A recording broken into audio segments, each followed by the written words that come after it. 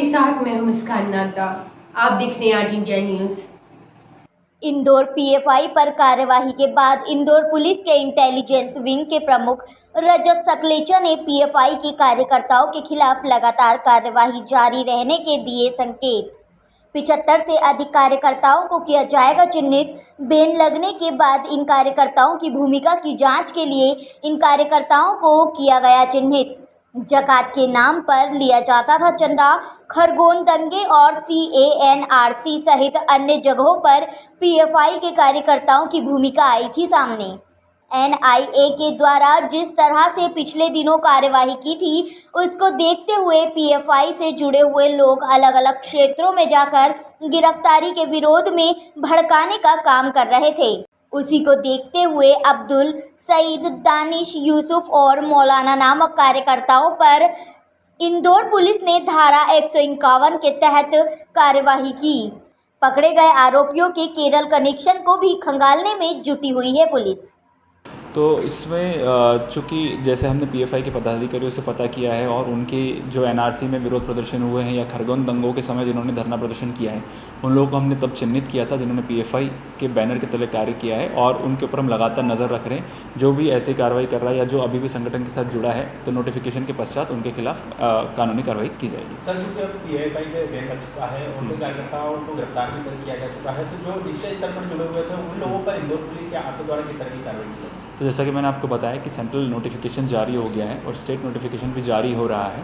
तत्पश्चात जैसा जैसा हम चिन्हित करते हैं, जैसा पाएंगे कि कौन कितने लेवल तक एक्टिव है या आज भी मेंबर है, उसको अकॉर्डिंगली जैसे सिमी के बैन के समय कार्रवाई हुई थी, वैसे की वैसी पीएफआई के बैन के समय भी उन संबंधित कार्यकर्ताओं के खिलाफ कार्रवाई होगी। सर, मोटा एक आंकड़ा सामने आया कि इतने लोगों को चिन्हित किया हुआ है, इन लोगों पर कार्रवाई हो सकती है। तो समय समय पे कभी 20 लोग, कभी 25 लोग, एनआरसी के समय अधिक लोग, तो हमें 70-75 लोग ऐसे हैं जो एक्टिवली इस पार्टी के लिए काम करते थे, तो उन लोगों को हमने चिन्हित करा है। जैसा कि सबको विदित है, 22 तारीख को NIA के द्वारा कार्रवाई की गई थी, जिसमें कि जो स्टेट फंक्शनरी हैं पीएफआई के, उनके विरुद्ध उनके द्वारा कानूनी कार्रवाई की गई है।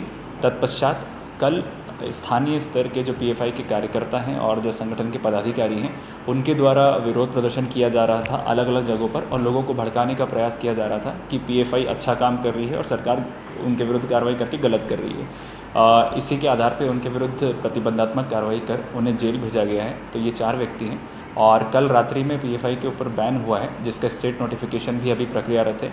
जैसे ही वो हमें प्राप्त होता है, अग्रिम कार्रवाई की जाएगी। सर, कुछ मिला किस तरह से ये लोग तैयार करते थे, किस तरह से इनका पूरा मूवमेंट रहता था, कुछ जानकारी आई? तो जैसा कि सभी जांच एजेंसियों ने पाया है इसमें कि अलग अलग जगहों पर इनके सम्मेलन हुआ करते थे, केरल से लेकर राजस्थान, बिहार, झारखंड, अलग अलग जगह, और पूरे राज्य और देश भर से लोग वहां पर जाके उन सम्मेलनों में शामिल होते थे। साथ ही ये व्हाट्सएप पर अपने यूट्यूब वीडियोज़ और अलग अलग तरह की भड़कालू चीज़ें भेजा करते थे, जिससे कि लोगों को दुष्प्रेरित किया जा सके और वो राष्ट्र के खिलाफ कार्रवाई कर सके। तो फंड कहाँ से आते हैं? जैसा कि अभी तक हमें जानकारी पता चली है कि एक फ़ंड है जो सेंट्रलाइज इनका केरल में स्थान ग्रुप है, वहाँ से प्राप्त होता था। साथ ही स्थानीय स्तर पर ज़कात के रूप में जो पैसा होता है या अन्य कोई और आदमी अगर दान देना चाहता है, तो उसको समझाते थे कि इनका संगठन अच्छी कार्रवाई कर रहा है, इसलिए वो इनको दान दिया जाए। अभी हाल ही में खरगोन के दंगों के समय भी इन्होंने पैसा इकट्ठा किया है, एनआरसी के विरोध प्रदर्शन के समय पैसा इकट्ठा किया है। तो अलग अलग मुद्दों पर इन लोगों ने समय समय पर पैसा इकट्ठा किया। सर, इसके अलावा जिस तरह से लगातार कार्रवाई की जा रही है, तो एक जो पीएफआई का जो बता रहे हैं कि युवाओं को जोड़ने के लिए जिम और अखाड़े से उन्हें ट्रेनिंग दी जा रही थी, उसके बाद एक कोई बड़ा कार्यक्रम करने वाले थे, इसी की बात में। तो इनके अलग अलग ऑर्गेनाइजेशंस हैं, जैसा कि टोटल 9 ऑर्गेनाइजेशंस बैन हुए हैं इंक्लूडिंग पीएफआई। तो उसमें कैंपस फ्रंट ऑफ इंडिया है जो स्टूडेंट्स को जोड़ता है, महिलाओं को जोड़ने वाला है, बालकों को जोड़ने वाले भी अलग अलग ऑर्गेनाइजेशंस हैं। तो इनका अभी जैसे जैसे जांच में पता चलता जाएगा कि ये किस किस तरह से उनको ट्रेन करते थे, क्या सिर्फ पाठ्यक्रम के आधार पर करते थे या शारीरिक क्रियाओं के माध्यम से भी करते थे, ये जाँच में खुल के आएगा। सर, किन लोगों को अभी तक पकड़ा, किस तरह का कामकाज से जुड़े हुए थे ये लोग? तो इसमें एक अब्दुल सईद टेलर हैं जिनके खिलाफ कल 151 की कार्रवाई की गई है। उनकी दर्जी की दुकान है, कोई टाइल्स का बिज़नेस करता है, कोई CNC का बिज़नेस करता है। तो अलग अलग बिज़नेस करने वाले लोग हैं जो पीएफआई से जुड़े हुए थे, जिनको गिरफ्तार कल किया गया है और पूर्व में भी किया गया।